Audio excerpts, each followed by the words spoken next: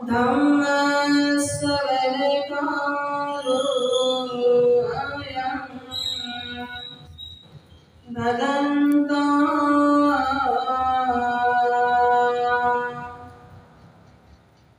धम्म सवरकारो अयं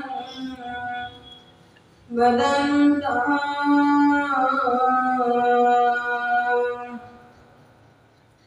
धम्म सवरकारो अयं भदन्ताति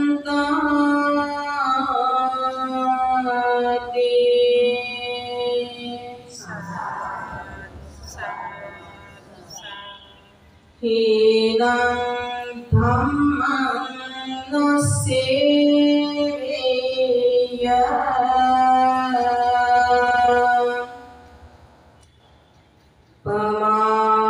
पमादेन न संवसे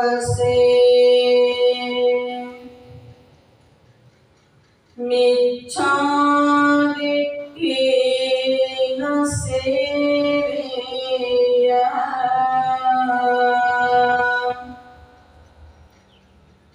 नास्यो लोकवर्धनोति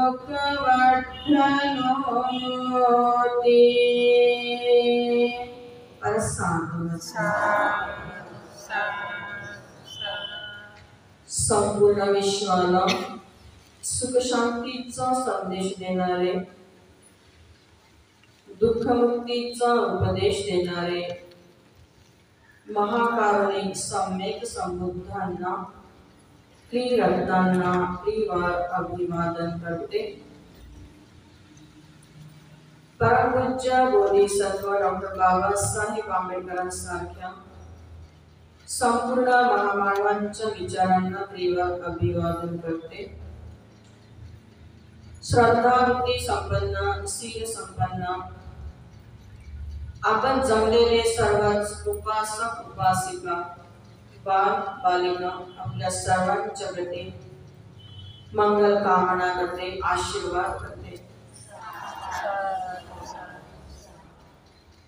वर्षावासाच्या पर्वामध्ये धम्मदेशकेचं आपलं हे सत्र प्रत्येक दिवसाप्रमाणे आजही आपण हे धम्म श्रवण करणार आहोत। एक सुंदर असे मी गाथा उच्चारली तथागतांनी जे चांगल्या प्रकारे उपदेश केला आहे। त्या गाथेचा अर्थ एक निदान कथा समजून सांगितल्यानंतर सांगेल। आपण पाहतो बुद्ध शासनामध्ये प्रकृतीचं उदाहरण आपल्याला माहित आहे। भक्ती आनंदाच्या मागे किंवा भक्ती आनंदाच्या प्रेमात पडलेली प्रकृती ही आपल्या सर्वांनाच माहित आहे। जेव्हा प्रकृतीला तथागताने उपदेश केला तर चंडालिका असा आपण म्हणजे चंडालपुत्री असा आपण म्हणतो। तथागताने उपदेश केला पंचेंद्रियावरना पंचकाम वस्तूवरना, तेव्हा प्रकृती ही धर्मामध्ये बुद्ध शासनामध्ये कशा प्रकारे समाविष्ट झाली, तिने कशा प्रकारे प्रवज्जावून अरहत पदाला पोहोचली हे उदाहरण आपल्याला सर्वांनाच माहिती आहे। आजचं जे उदाहरण आहे, आजची जी निदान कथा आहे, त्रिपिटकाचा सारांश ग्रंथ ज्याला धम्मपद असं आपण म्हणतो, ते लोकवक्तामधलं एकदम तथागत पूर्व आरामामध्ये वास्तव्य करत असताना जे विशाखाने पूर्व आरामाची निर्मिती केली होती। या पूर्व आरामात तथागत वास्तव्य करत असताना एकदा घटना अशी घडली श्रावस्तीमध्ये। सकाळच्या प्रहरी एक भिक्षू आपल्या शिष्याला घेऊन कुठल्या तरी कामानिमित्ताने विशाखाकडे गेले जेव्हा भिक्षूंचं आगमन विशाखाच्या घरी झालं, आदरपूर्वक विशाखाने त्याचे चांगल्या प्रकारे स्वागत केलं, व्यवस्था केली. जे काही दान धर्म पुण्य कर्म करायचं होतं ते विशाखाने केलं. भंतेला त्या भिक्षूला बाहेर कुठेतरी जायचं होतं आणि हे सोबत नेण्यापेक्षा आपल्या शिष्याला थोडा नवीन शिष्य होते आणि जास्त त्रास होईल आणि म्हणून विशाखाकडे काही वेळेपर्यंत त्यांना तिथं ठेवून देणार आणि ते निघून गेले. घटना अशी घडली, विशाखाची एक नात होती. विशाखाची नात होती त्या शिष्यांची सेवा करण्याच्या निमित्ताने ती पिण्यासाठी पाणी गाळत होती. कारण पूर्वीला जे आज ॲक्वा आहे, वॉटर फिल्टर आहे, ती व्यवस्था नव्हती. पाणी गाळूनच पिल्या जात होतं आणि म्हणून भिक्षूंच्या 8 वस्तूंपैकी अष्टपरिष्कारामध्ये पाणी गाळण्याचा वापर केला जातो. जे 8 वस्तू त्याला सांगितलं, जेणेकरून कुठल्याही ठिकाणचं पाणी पित असताना ते गाळून पिता यावं. ती पाणी गाळत असताना विशाखाची नात तरुण वयामध्ये होती. ते शिष्यही तरुण वयामध्ये होते.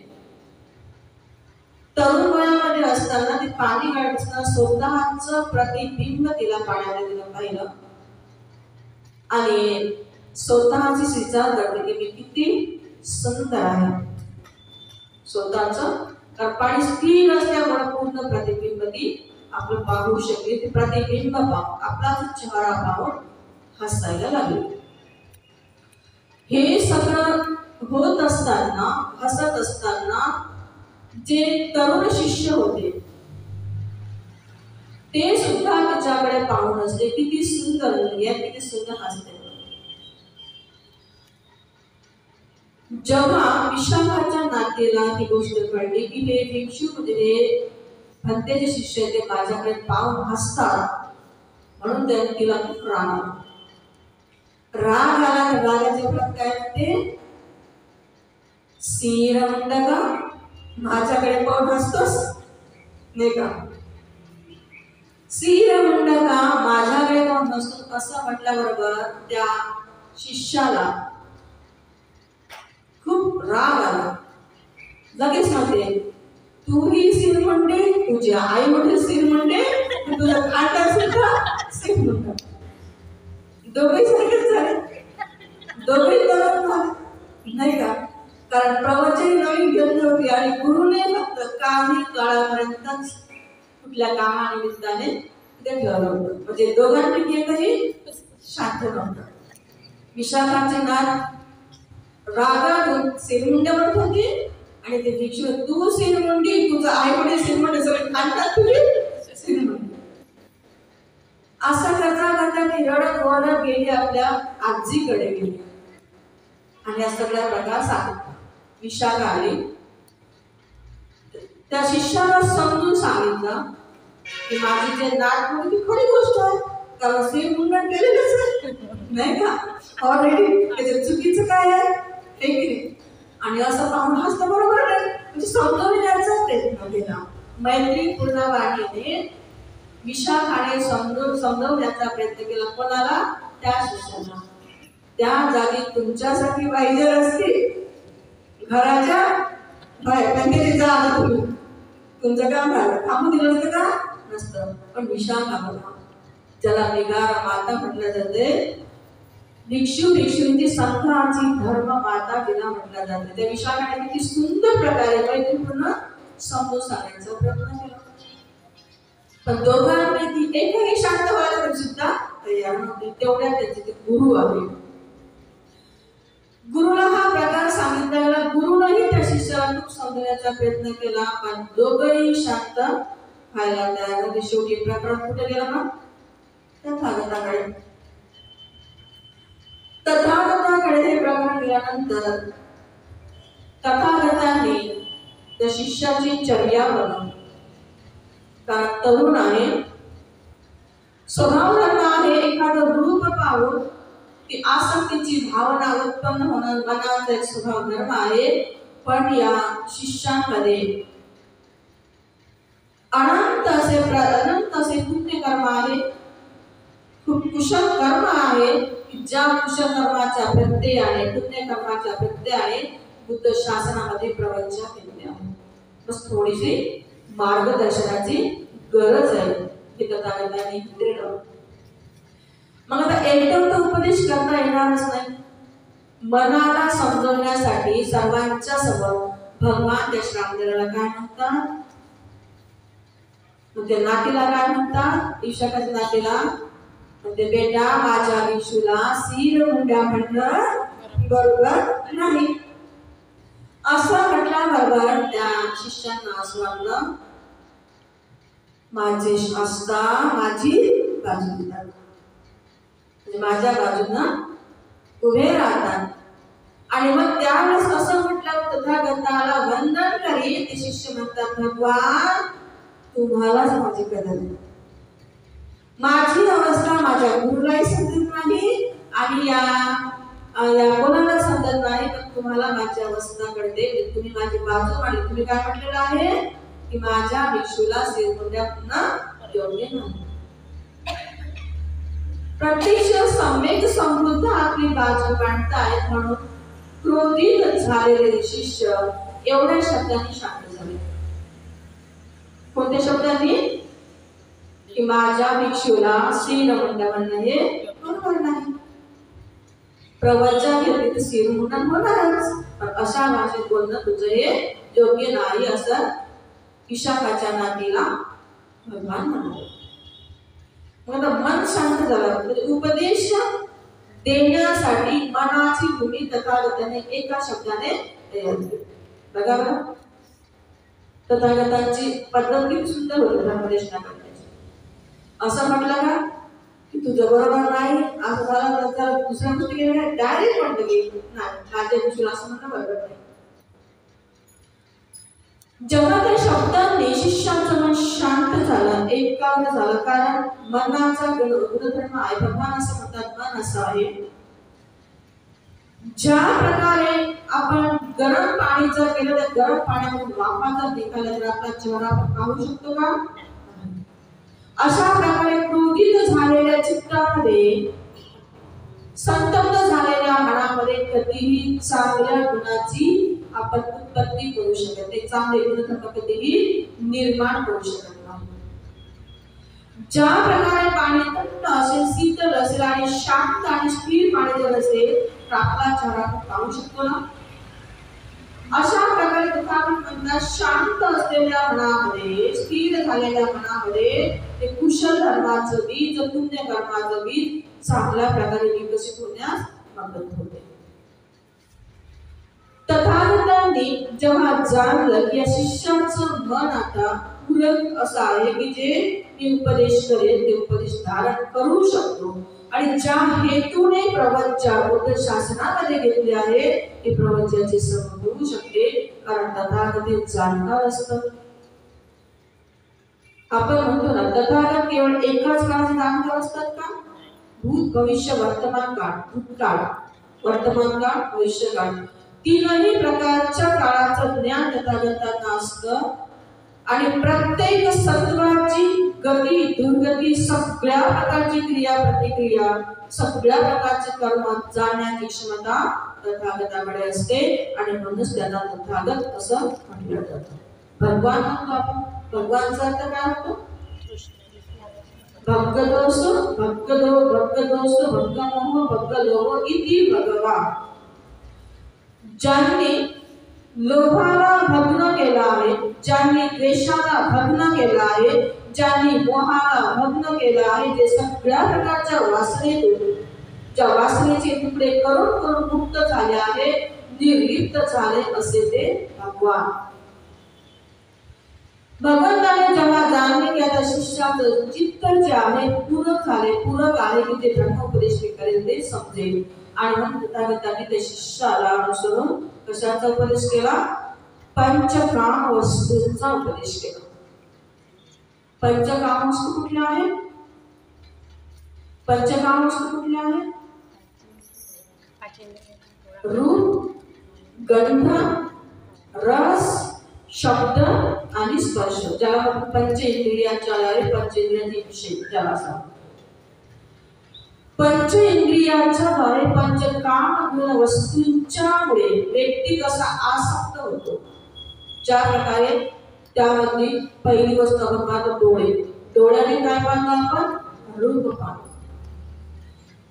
डोळ्याने रूप पाहत असताना कारण मन एकदम काम करत नाही, मनाला विषय पाहिजे असते. जर या पंच इंद्रियांच्या द्वारे मनाला कुठला विषय जर मिळाला नाही तर मन अतिशय कायमच शांत आणि स्थिर आहे. तर ज्या बद्दलचे विषय आपण या मनाला देतो, ज्या बद्दलचं आलंबन आपण आपल्या मनाला देतो, त्या प्रकारचं मन आपलं काम करते. आणि म्हणून पहिलं जे आपण म्हणतो की डोळ्याने रूप पाहतो. डोळ्याने रूप पाहतो. रूप आपण चांगलंही पाहू शकतो, वाईटही पाहू शकतो. दोन्ही प्रकारचं रूप दिसतं. रूप पाहत असताना आपल्या चित्तामध्ये उत्पन्न झालेली चेतना, ही चेतना चांगली आहे की वाईट आहे, कुशल आहे की अकुशल आहे, याची जाणीव कोण होते? आपल्याला मन करून देते. अशा प्रकारे कानाने आपण शब्द ऐकतो. शब्द मनाला प्रिय असणारे असू शकतात, मनाला अप्रिय असणारे असू शकतात. शिव्या दिल्या तर याला प्रिय शब्द म्हणू शकतो का? प्रशंसा केली तर याला आपण प्रिय शब्द म्हणू शकतो, नाही का? ज्या शब्दांमुळे मनाला सुखाची अनुभूती होते, ज्या शब्दांमुळे मनाला अप्रियाची, दुःखाची किंवा विचलिततेची आपल्याला अनुभूती होते, या शब्दांच्या द्वारे त्याची अनुभूती होते.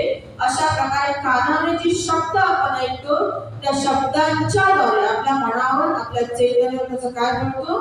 परिणाम पडतो. त्याबद्दल आपण प्रतिक्रिया करत असतो.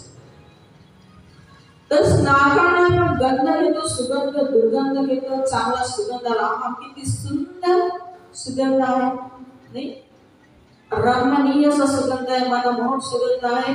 तेच एखादा उंदीर साठलेला असेल तर किती घाण वास येते, गटाराचा किती वास येते, तिथे थांबावंसं वाटतं का?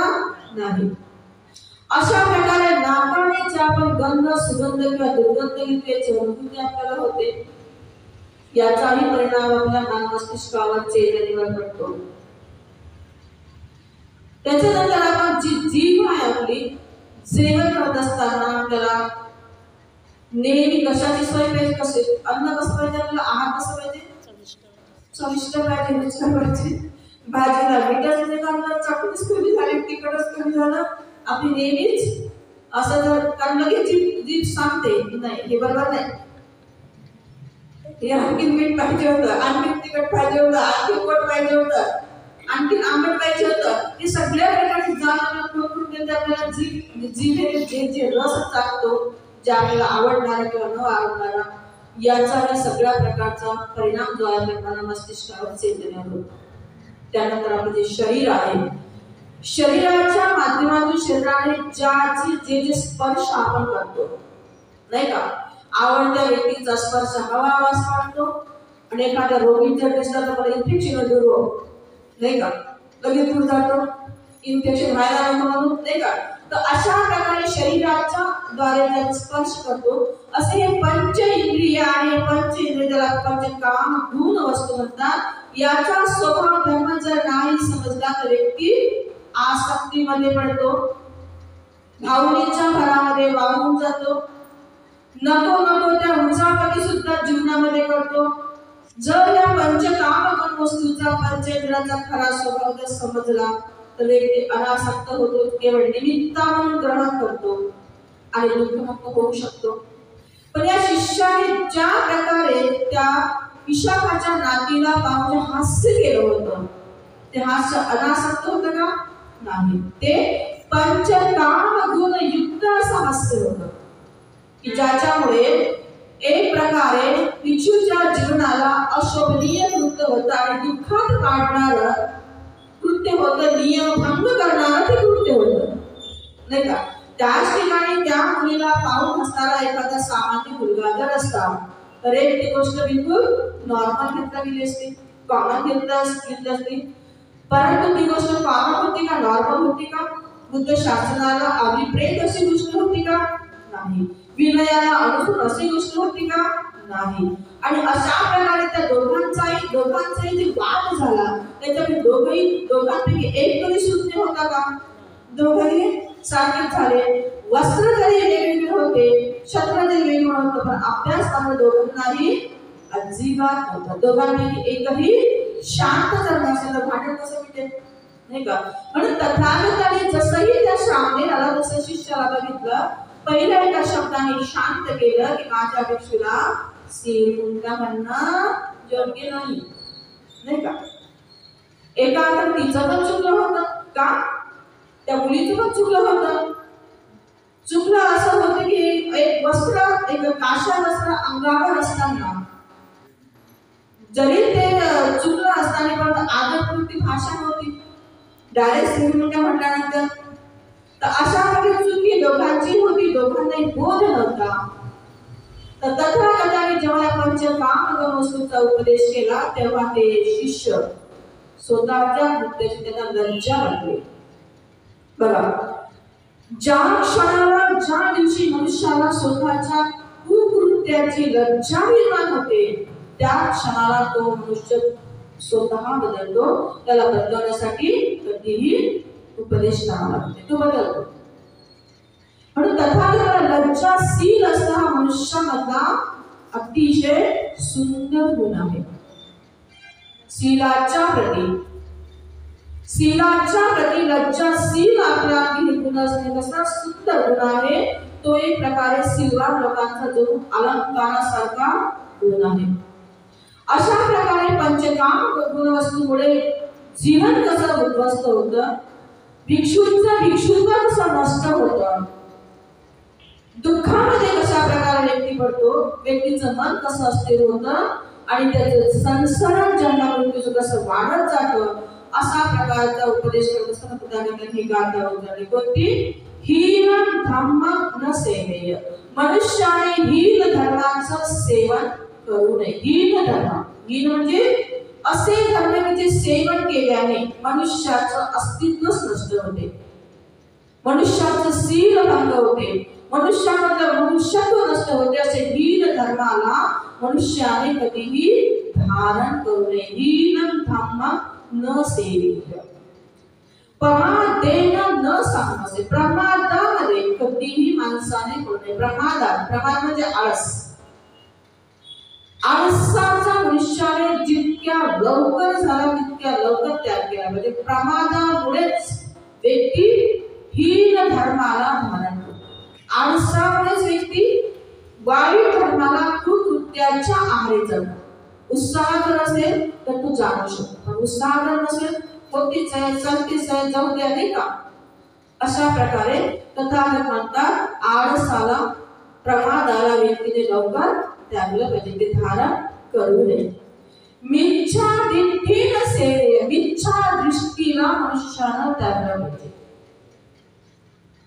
मिथ्या दृष्टीमुळे कधीही मनुष्य सत्याचं आकलन करू शकत नाही. ज्याबद्दलचं जे सत्य आहे ते धारण करू शकत, ते समजू शकत नाही. कारण दृष्टी इतकी महत्त्वपूर्ण. सगळे धर्मादिठी परायणा असतो. सगळे धर्म तथागताने शिकवलेले जे आध्यात्मिक धर्म आहे, गुणधर्म आहे, जीवनाचे धर्म आहे, मनाचे धर्म आहे, हे सगळे धर्म मनुष्याच्या दृष्टीवर निर्भर करतात. म्हणून मिथ्या दृष्टी जर मनुष्यामध्ये जर असेल तर कधीही चांगल्या गुणाला, चांगल्या धर्माला धारण करू शकत नाही. मग मिथ्या दृष्टीचा मनुष्याने लवकरात लवकर त्याग केला पाहिजे. समजलं न सिंह लोकवर्धन. जर गोष्ट जर समजली, मिथ्या दृष्टीचा त्याग करणं समजलं, हीन धर्माला त्यागणं हे समजलं, आळसाला त्यागणं हे समजलं, तर अशा व्यक्तीचं जे संसार आहे संसार चक्र आहे याची कधीही वाढ होत नाही, तो व्यक्ती दुःखातून मुक्त होतो, असा या कथेचा थोडक्यामध्ये अर्थ होतो. तर अशा प्रकारे त्या श्रावणेराला तथागतांनी उपदेश केला. या पंच इंद्रियाच्या माध्यमातून, पंचकाम गुण वस्तूच्या माध्यमातून स्वतःची चूक कळली आणि शेवटमध्ये भगवान अहो भाग्य माझं, भगवान अहो भाग्य माझं की ज्या तारुण्य अवस्थामुळे मला माझ्यामध्ये पंच इंद्रियावर संयम न ठेवता आल्यामुळे, पंचकाम गुण वस्तूंचा स्वभाव मला नसल्यामुळे मी आसक्तीयुक्त या मुलीकडे पाहून हसलो आणि मला ते सुद्धा कळलं नाही की तिथं माझी चूक होते. अहो भाग्य भगवान माझं की जे आपण मला सन्मार्गावर आरूढ केलं. परत तथागताला 3 वेळा अभिवादन केलं, प्रदक्षिणा केली आणि विशाखालामध्ये धर्ममाते माझी अज्ञानामध्ये चूक झाली, मी जाणून बुजून चूक नाही केली. तुझ्या नातीसोबत जे काही पाहून हसलो ते जाणून बुजून नाही हसलो. मग आता या उदाहरणावरून तुमच्या काय लक्षात येतं? आजच्या बुद्धाच्या काळामध्ये अशा घटना आहेत नाही का? कारण लोक स्वभाव आहे, संसाराचा स्वभाव आहे. हा संसाराचा स्वभाव अनंत काळापासूनचा आहे, केवळ आताच आहे का? आपण फक्त आपल्या सध्याचा विचार करतो आणि अभ्यास धर्माचा ही गोष्ट समजली. लोक स्वभाव जर असेल, अशा घटनांना हँडल करण्यासाठी आपल्याकडे काय पाहिजे? मग प्रज्ञा पाहिजे. जर आपल्याकडे प्रज्ञा जर असेल तर आपण ह्या गोष्टी प्रज्ञेने हँडल करू शकतो. अन्यथा अशी गोष्ट जर, अशी घटना जर दिसते तर आपण काय करतो? भांडण करतो, समजून घेत नाही, वाद करतो, विवाद करतो, आपणच आपल्याची बदनामी करतो, आपणच आपल्यामध्ये विनाकारांचे वाद विवाद गुंतवतो, आपणच आपल्या माणसाचा अपमान करतो, आपणच आपल्या लोकांचं नुकसान आणि आपलंही नुकसान करून घेतो. धर्म तथागताचा धर्म हा नेहमी मनुष्याला तारणारा धर्म आहे. सगळ्या प्रकारच्या वादातून मुक्त करणारा असा धर्म आहे. आणि म्हणून आपण हा विचार केला पाहिजे की ज्या जीवनामध्ये ज्या समस्या उत्पन्न होतात, जे वाद उत्पन्न होतात, तेव्हा कधीही भांडणाने किंवा विवादाने त्याला नष्ट करता येत नाही. त्याला प्रज्ञेपूर्वक जाणलं, समजलं, त्याची कारणे मीमांसा, त्याचे हेतू जर जाणले तर त्याच्यातून आपल्याला मुक्तता करून घेता येते.